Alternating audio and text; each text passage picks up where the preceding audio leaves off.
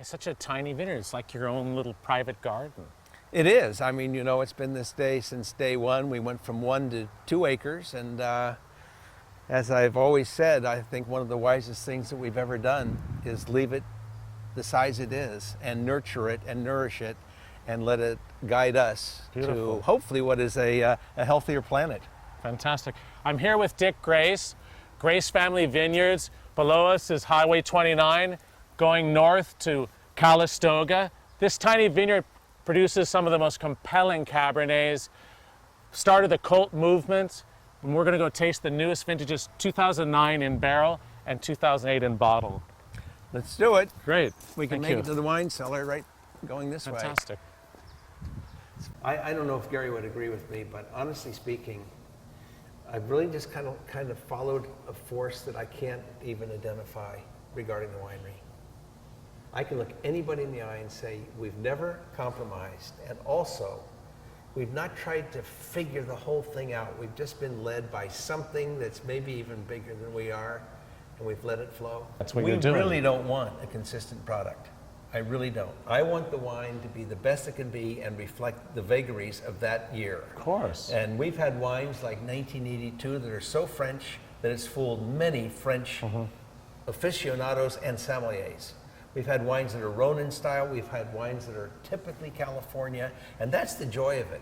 You know, the sameness, to try and get the same result every year, it'd be so boring.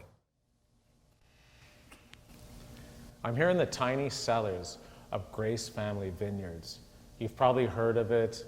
Tiny production, set the trend for cult wines in California. It's actually my first time visiting here. It's great. It's sort of like your own little private secret garden.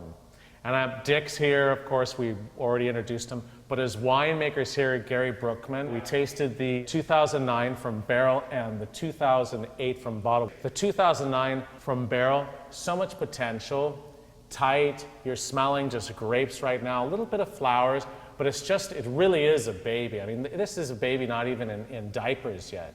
But I think there's so much potential to it. I'm 93 plus, I'm looking forward to seeing how it's going to develop, because when you go to the finished wine, the 2008, I love the purity of fruit in this wine.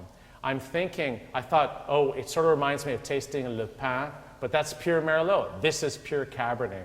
And is it biodynamic or is it organic?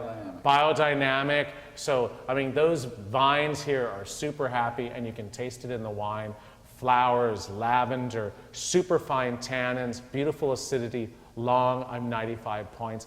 And if you buy it, if you're lucky enough to buy it, don't touch it for at least 5 or 6 years. This is a wine that's really going to pay dividends when it ages. Great wine. Thank you very much for the tasting. No, it's our pleasure. Thank you for coming.